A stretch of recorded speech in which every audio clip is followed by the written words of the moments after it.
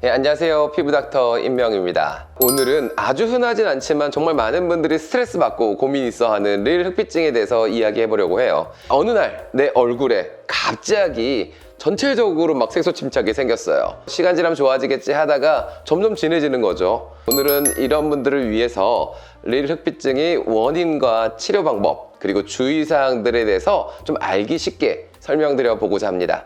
릴 흑비증은 1900년도 초에 릴이라는 분이 1차 세계대전 당시에 이렇게 얼굴이랑 목의 바깥쪽에 색소 침착이 생기는 환자분들을 보고하면서 릴 흑비증이라는 이름이 붙여지게 되었는데요. 간단히 설명드리면은 어떤 접촉 피부염 후에 색소 침착이 발생한 상태를 이야기합니다. 그런데 우리가 이제 염증 후 색소 침착이라고 부르는 PIH와는 좀 다른 게 확연한 염증 반응이 없다는 거죠. 진물이 난다든지 각질이 생긴다든지 가렵다든지 이런 증상 없이 아주 약간만 붉어진 상태가 오래 지속되다가 어느 순간 갑자기 색소가 빡 올라오는 게 바로 릴 흑비증입니다. 피부색이 어두운 중년 여성분들에게 잘 생겨요. 흔히 기미와 혼동될 수 있는데 기미는 서서히 진해지는 반면에 릴 흑비증은 어느 날 하루에 갑자기 빡 심해진다는 거죠. 두 번째 차이점은 기미에 비해서 릴 흑비증은 이렇게 얼굴의 바깥쪽, 그 다음에 입 주변, 목에까지 이제 색소가 광범위하게 생긴다는 게 또 다른 특징입니다. 또한 이 확대경으로 쫙 당겨 보면은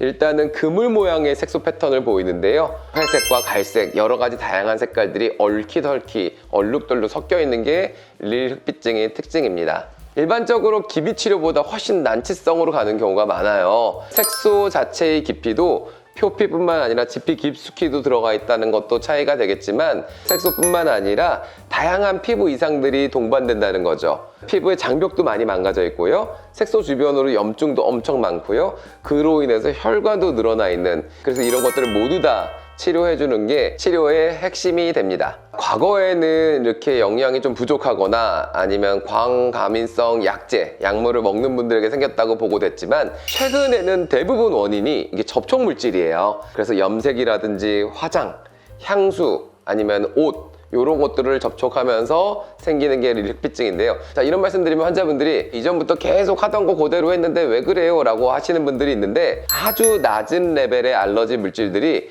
계속 지속적으로 노출이 되면서 아주 낮은 상태의 염증이 계속 반복되다가 어느 순간 갑자기 색소로 확 바뀌는 거라서 대처하기 힘들다는 게 릴 흑비증의 가장 큰 문제가 되기도 합니다. 릴 흑비증 치료에서 가장 중요한 첫 번째, 원인되는 모든 것들을 조금 조심해 줘야 된다는 건데요. 일단 1등 원인, 염색약입니다. 몇 년 전 우리나라에서 헤나 염색이 굉장히 이게 선풍적인 인기를 끌 때 릴 흑비증의 유병률도 쫙 올라갔었거든요.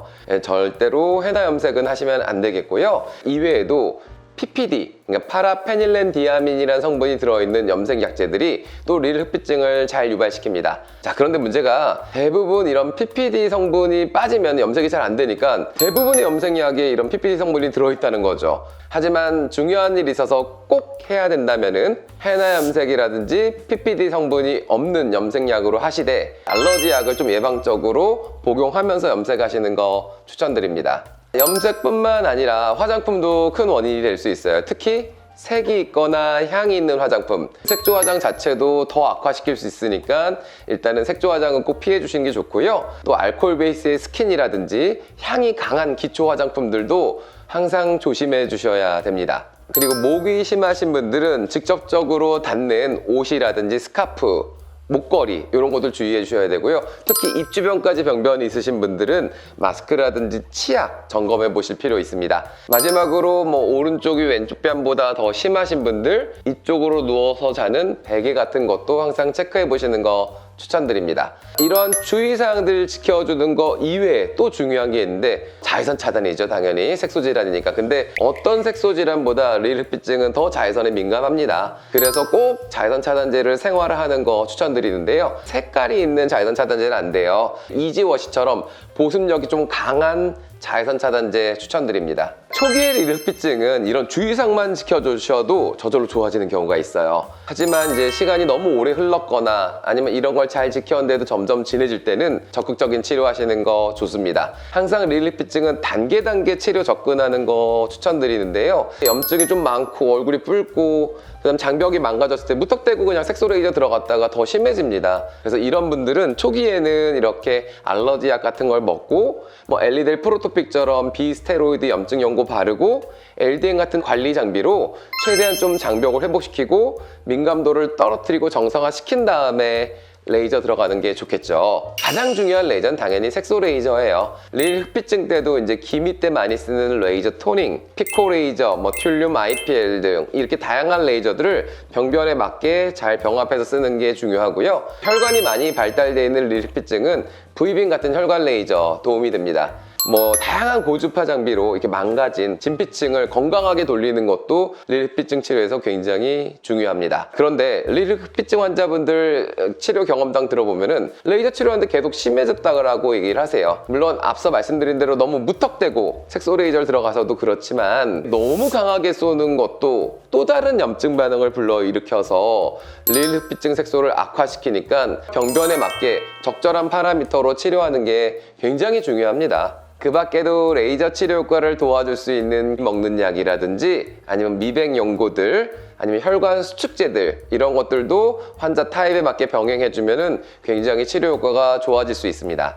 오늘은 릴 흑피증에 대해서 알아봤는데요. 혹시 어느 날 갑자기 얼굴에 색소 침착이 생겼더라도 너무 겁먹지 마시고 피부과 전문의와 상의하시는 거 추천드립니다. 언제나 올바른 피부 상식을 전하는 피부닥터 임명이었습니다.